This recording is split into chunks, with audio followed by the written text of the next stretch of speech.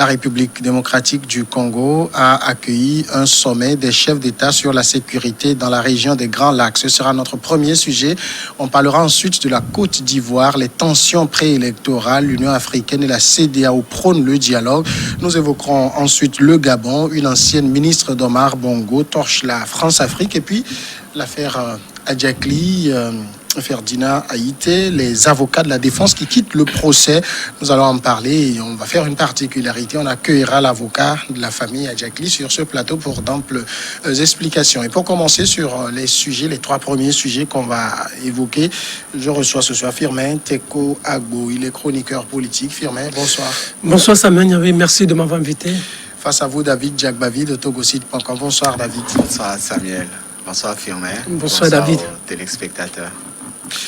Nous commençons avec la République démocratique du Congo. Un sommet associant 4 chefs d'État sur la sécurité dans la sous-région des Grands Lacs africains a débuté mercredi par visioconférence sans la participation du Burundi. C'est ce qu'on a appris auprès de la présidence congolaise, reportée à 2 reprises pour des raisons de format et d'agenda. Les présidents João Lourenço, Paul Kagame, Yoweri Museveni sont en visioconférence avec leur homologue RD congolais Félix Antoine Tshilombo Tshisekedi, initiateur de cette réunion de haut niveau selon une communication de la presse présidentielle. On le sait, Firmin, la région des Grands Lacs fait l'objet de beaucoup de crises, il y a beaucoup de conflits dans cette partie. Il est important d'abord que les présidents autour de cette région-là puissent se parler. Oui, bien évidemment, c'est une histoire vieille et tout le monde la connaît. Quand on voit toutes les régions, quand vous entendez par exemple parler du Rwanda, ça, il vous en souvient tout de suite le génocide que le pays a connu. Quand on vous parle de l'Ouganda, vous savez ce que c'est. L'Ouganda, par exemple, qui a toujours accusé le Rwanda d'infiltrer ses services de sécurité. Et quand on vous parle de la RDC, vous savez que ce pays-là est toujours, fait toujours face à l'insécurité, régulière. Donc, c'est des pays en quelque sorte frontaliers qui se connaissent en réalité. Chacun accuse l'autre d'être responsable de sa situation de sécurité. Quand on voyait l'Est de la RDC, donc il y a beaucoup qui quittent le Rwanda, l'Ouganda pour rentrer, et des gens qui quittent la RDC pour rentrer dans d'autres pays, dans l'Ouganda, dans le Rwanda, ainsi de suite. Donc c'était ça là, tout ça là même. Je ne sais pas, la géographie même fragilise le système sécuritaire de ces pays. Et il va falloir aujourd'hui, avec l'évolution du monde, il va falloir que ces chefs d'État s'asseyent pour définir en quelque sorte un plan pour pouvoir trouver une solution pour faire baisser d'une manière considérable les cas d'insécurité que connaissent ces pays. Laisser ça comme ça, c'est comme faire revenir ou faire évoluer les vieux démons qui ont toujours détruit ces pays, surtout sur le plan sécuritaire, surtout avec l'évolution du monde. Quand vous voyez un peu ce que le Rwanda a connu il y a de cela 26 ans, c'est-à-dire en 1994, on n'a plus besoin de ça aujourd'hui. Ce que la RDC connaît, surtout au niveau de l'Est, Goma et autres, on n'a plus besoin de ça aujourd'hui. On ne peut plus rester aujourd'hui et voir des gens mourir, et voir des peuples s'affronter, et voir des populations, des civils s'entretuer, voir la guerre civile se dérouler sous nos nez et se taire. Il va falloir aujourd'hui qu'on réfléchisse et qu'on définisse un plan contre cette insécurité-là. Donc c'est normal, même s'il y a des chefs d'État qui n'ont pas voulu assister ou participer à la réunion, bon, on peut un peu comprendre leur agenda, mais ce n'est pas bien dans la mesure où on veut trouver une solution commune à toute la région. Alors ici, il s'agit, parce que la réunion est organisée à l'initiative du Congolais Félix Tshisekedi, on sait que c'est surtout son pays qui fait beaucoup l'objet de convoitises. Il y a régulièrement des incursions aux différentes frontières que le pays partage avec les autres. C'est lui qui a surtout besoin que les autres puissent coopérer au retour de la paix dans cette partie de la région. Le président congolais a plus besoin de stabiliser la totalité du territoire congolais. Il en a fait son cheval de bataille pendant la campagne présidentielle, où il avait promis aux Congolais d'apporter la sécurité pour tous les Congolais. Et donc aujourd'hui, cette initiative, elle est la bienvenue. Je pense qu'à un moment, il faut aussi dénoncer ces incursions régulières dont est victime la RDC depuis très longtemps, de la part de certains pays frontaliers, parce que Ce que ces pays viennent chercher, c'est la richesse qui est contenue dans le sous-sol congolais. Et quand ils viennent, ils s'installent, ils puisent, ils volent, ils tuent et ils en font des territoires conquis. Et donc, à un moment, il faut que la RDC retrouve la totalité de sa souveraineté, et cela passera forcément par cet appel à la sécurité, par cette conférence qui a été proposée. Elle a été bien réfléchie aussi parce que Tshisekedi n'a plus envie de voir souffrir les Congolais. Pendant très longtemps, ses compatriotes ont fait l'objet de violations de droits de l'homme, de violences, de tueries, etc., massacres. Lorsqu'on vous parle du nord de la RDC, lorsqu'on vous parle de l'est de la RDC, c'est des pays, de petits pays, le Rwanda, le Burundi, qui ont occupé des parcelles entières du territoire congolais. De l'autre côté, vous avez l'Ouganda également, qui régulièrement envoie des mercenaires, des terroristes, des sécessionnistes pour justement aller créer de l'instabilité sur le territoire congolais. Et donc, il faut que ces chefs d'État qui composent cette organisation comprennent aussi que l'instabilité qui est constatée aujourd'hui à la RDC ne leur est pas profitable, puisqu'à tout moment, ça peut aussi dépasser les frontières et cette instabilité peut se retrouver sur leur territoire. Déjà, lorsqu'il y a des guerres ou des conflits, il y a cette vague d'exode, d'exilés qui sont constatés, qui partent de la RDC pour aller se réfugier ou au Rwanda ou au Burundi ou en Ouganda. En Ouganda. Et cela n'apporte pas la stabilité dont ont besoin ces pays-là. Alors à partir du moment où la question ne se transpose pas sur une table beaucoup plus internationale avec la présence de ces chefs d'État qui sont nommément cités dans les différents conflits qu'a connu la RDC, le problème résistera et résidera toujours. Et donc aujourd'hui, Tshisekedi a envie de mettre chacun de ces chefs d'État devant leurs responsabilités, leur rappeler que la RDC est un pays indépendant et souverain qui appartient, dont le territoire appartient intégralement aux Congolais. Et donc, toute incursion ou alors toute personne étrangère qui va violer l'intégrité du territoire congolais risquerait de se retrouver en face d'une riposte. Et ces chefs d'État ont aussi l'obligation de comprendre qu'à un moment, il faut arrêter d'aller torpiller le voisin. Il faut arrêter d'aller instaurer de l'instabilité chez le voisin. La RDC était tellement vaste qu'il est très difficile à l'armée congolaise de contrôler toutes les frontières. C'est le plus grand pays de l'Afrique centrale. Et aujourd'hui, ce pays n'arrive pas à faire profiter de toute sa richesse à ses concitoyens. Pourquoi? Parce que des étrangers, des puissances étrangères viennent des autres frontières pour justement puiser, voler cette richesse-là qui devait normalement servir. Donc à un moment, il faut arrêter tout cela et faire profiter toutes ces richesses aux Congolais. C'est ce qui a défini véritablement l'envie de Tshisekedi d'organiser cette rencontre. Alors en même temps, la RDC est présentée comme une catastrophe géologique. C'est un pays qui est immensément riche en sous-sol.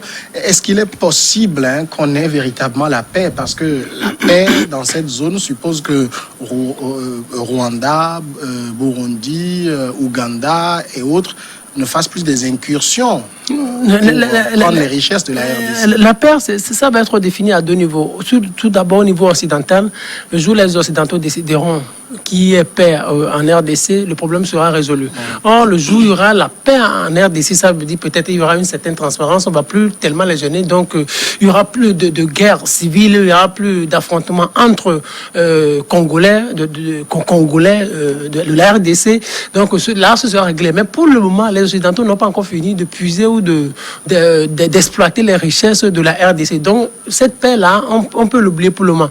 L'autre paix, c'est au niveau des pays voisins. Le jour où il y aura paix, donc ils n'auront plus la possibilité de venir dans ce pays, sur ce territoire, pour puiser comme ils veulent. Mais David a dit quelque chose d'intéressant, c'est que la RDC, c'est un pays vraiment vaste, et là, les responsables ou les autorités ont besoin d'une armée tellement efficace, une armée avec un effectif important avec une formation tellement efficace pour pouvoir assurer la sécurité. Mais pour le moment, on n'en est pas là. Le problème avec Tshisekedi, il a deux problèmes. Le premier problème, c'est à l'interne même. Il ne maîtrise pas l'appareil sécuritaire. L'appareil sécuritaire, c'est entre les mains de son prédécesseur, Joseph Kabila.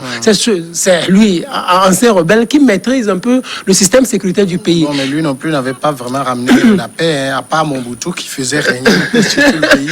C'était le grand dictateur. Mais au moins, par rapport à Tshisekedi, lui maîtrise un peu en sacralité, si on peut le dire ainsi, de militaire et d'anciens rebelles. Mais lui... tout d'abord, Tshisekedi, tout d'abord, Kabila constitue en quelque sorte une épine dans ses bottes. L'autre chose, au niveau de la région, il a des problèmes. Au niveau de ses frontières, il a des soucis. Vous savez, le problème avec le Mali aujourd'hui, c'est parce que le Mali est très vaste et le Mali a une dizaine de frontières. Et le Mali n'a pas d'armée pour pouvoir couvrir toutes ses frontières. C'est pour cela qu'il y a une multiplicité de ces attaques terroristes. C'est presque la même chose. Et vous imaginez aussi, le Mali, c'est un pays tellement riche. Donc, on n'a pas d'armée pour pouvoir contrôler les frontières. On n'a pas d'armée pour pouvoir assurer une certaine sécurité de ces ressources-là. C'est ce que dit fait face aussi à ce même problème. Il n'a pas d'armée pour sécuriser toutes ces frontières. Donc, quoi qu'il puisse faire maintenant, il y aura toujours ces petites incursions, il y aura toujours ces voisins qui auront toujours l'intention de l'embêter. On vient sur son territoire, et peut-être il y a des frontières aussi poreuses. Il peut fermer même légalement les frontières régulières, mais on peut passer par des frontières poreuses, on peut passer par de la brousse pour entrer dans son pays, parce que le pays est tellement vaste. Lui, là où il est, est-ce qu'il peut gérer? Je pense que c'est là où se pose fondamentalement le problème. Mais face à cette situation, il va falloir qu'il discute avec son prédécesseur, que son prédécesseur puisse l'y aider à trouver une solution. Vraiment, sinon ça ne passera, ça lui sera difficile de pouvoir s'en départir. Il y a un grand absent, c'est le Burundi d'Evariste Ndayishimiye. La réunion qui se tient actuellement avait été prévue sur le 18 septembre. À l'époque, déjà, il avait refusé de participer. Le président congolais a été obligé d'envoyer sa ministre des Affaires étrangères, Marie-Toumba Nzeza, qui n'a pas réussi à convaincre Evariste Ndayishimiye de participer. C'est quoi? C'est que lui n'est pas dans la logique de normalisation de relations avec ses autres voisins. Le Burundi n'a jamais été en odeur de sainteté avec la RDC, parce que pendant très longtemps, ce pays a été accusé de nourrir les rebelles qui viennent déstabiliser la RDC. Vous savez, le problème de la RDC, le problème d'insécurité dans ce pays a commencé avec l'arrivée au pouvoir de Kabila Père. Voilà, autant Laurent Désiré. Voilà, autant de Mobutu, vous en parlez tout à l'heure, il y avait quand même une stabilité et les pays frontaliers qui étaient là étaient sous la botte de Mobutu dans le temps et tout allait bien. Alors, Kabila Père est arrivé avec la rébellion et avec beaucoup de rebelles, de nombreux rebelles. Et ces rebelles ont été recrutés parmi les Burundais, les Rwandais, les Ougandais. Lorsqu'il a fini de prendre le pouvoir, il avait fait des promesses à ces rebelles de les rétribuer, de les récompenser, mais après, il n'a pas tenu parole. Et ces rebelles ont refusé de retourner dans leur pays, se sont installés dans des bases, à des endroits, dans des régions qui sont les plus riches. Et ils ont continué toujours pas à puiser. Et donc le Burundi, étant un tout petit pays, quand vous prenez le Burundi, ça peut faire peut-être 200 fois la RDC, c'est un tout petit pays comme ça, comme le Rwanda, mais militairement très puissant. Et donc ce pays n'a jamais été d'accord avec les différents pouvoirs qui se sont succédés en RDC et il fait tout pour justement apporter cette instabilité-là. Et c'est pas la première fois que le président, autant du pasteur Nkurunziza avait décliné plusieurs invitations sur des questions de sécurité de la région et son successeur a fait de même. Ça veut dire que quelque part il y a un problème et c'est en cela que Tshisekedi doit user de toute sa diplomatie pour arriver à amener son homologue burundais à comprendre la nécessité d'instaurer du moins la paix dans cette région, sur son territoire et sur les frontières environnantes. Sinon, si ça pète en RDC, directement, c'est le Burundi qui paye aussi les pots cassés et certains pays frontaliers. Et donc aujourd'hui, il faut cette diplomatie qui est très nécessaire.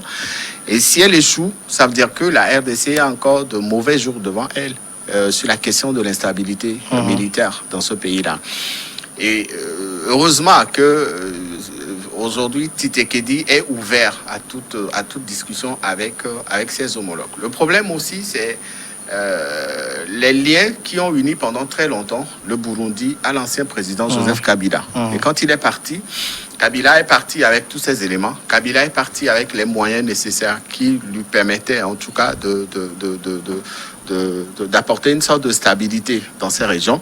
Et Kabila aujourd'hui se voit dans la position de celui qui ne veut pas collaborer avec le pouvoir central à Kinshasa et donc ne veut pas apporter son aide et son soutien pour aller à une stabilité au sein de la RDC. Et toutes ces questions fondent aujourd'hui les inquiétudes qui sont mises en avant et qui définissent la nécessité de convoquer ces chefs d'État autour de cette table, à cette conférence, pour justement poser les bases d'une discussion assez franche et ouverte entre les protagonistes, entre les pays qui ont été pendant très longtemps accusés de nourrir et de soutenir ces rebelles, entre ces pays, les responsables, les présidents de ces pays qui offrent leur territoire pour apporter une sorte de garantie, une sorte de soutien à ces rebelles qui, à tout moment, traversent des frontières qui n'existent pas, qui existent peut-être sur les papiers, mais qui n'existent pas sur le terrain, qui ont conquis des espaces entiers et qui continuent aujourd'hui de puiser cette richesse, ce qui fait mal au pouvoir central à Kinshasa. Et donc cette question doit être comprise sous l'angle de la nécessité aujourd'hui à chaque président d'apporter sa contribution pour justement aller à cette paix-là. Est-ce que ça veut dire qu'Évariste Ndayishimiye veut être dans la même logique que son prédécesseur Pierre Nkurunziza, c'est-à-dire maintenir ses distances avec les voisins? Ouais, n'oubliez pas que c'est un militaire aussi. N'oubliez pas que c'est un militaire. Il me semble que dans le lot, c'est Tshisekedi seul qui est le seul civil apparemment. Le Rwanda, c'est un militaire. L'Ouganda, c'est un militaire. Museveni, c'est un militaire. Le Rwanda, c'est un militaire. Pardon? La RD Congo, le Gabon, qui sont civils. Oui, qui sont civils. Mais c'est comme les militaires ne veulent pas de ce civil en quelque sorte. Les militaires, mais le problème aussi aujourd'hui, peut-être Kabila aurait toujours des liens très forts avec le Burundi. C'est pour cela peut-être que ce chef d'État ne veut pas collaborer avec le président Tshisekedi. Parce que la situation se stabiliserait si Kabila apportait vraiment son aide. Est-ce que Kabila voudrait d'une certaine stabilité dans la zone ou voudrait d'une certaine stabilité dans son pays? Parce que quand il y a une certaine stabilité, quand il y a une certaine paix dans le pays, aussi relative soit-elle, je pense que Tshisekedi n'aurait plus trop de problèmes et Tshisekedi sur le plan politique pourrait tellement foncer. Or, aujourd'hui, est-ce que Kabila voudrait que Tshisekedi soit tranquille politiquement et qu'il puisse peut-être briguer un second mandat? Parce que Kabila, c'est un fin politicien militaire, il maîtrise un peu la zone, il maîtrise un peu. Il y a passé son enfance quand l'autre était à Bruxelles, passé ses jours à Bruxelles. Donc, est-ce qu'aujourd'hui, il veut le laisser tranquille, aller à un deuxième mandat? Ce sont des calculs auxquels Kabila fait régulièrement face. Les inquiétudes de Tshisekedi, c'est que sur le plan sécuritaire, il n'arrive pas à s'en sortir. Il y a Kabila aujourd'hui qui vient aussi de faire sa première apparition. Il n'arrive pas à s'en sortir. Peut-être il se dit, je vais collaborer avec mes cousins de la zone et on va trouver une solution. Mais tout dépendrait de Kabila. Mais je doute fort que Kabila puisse accepter collaborer avec Tshisekedi sur le plan sécuritaire. On part tout de suite pour la première pause.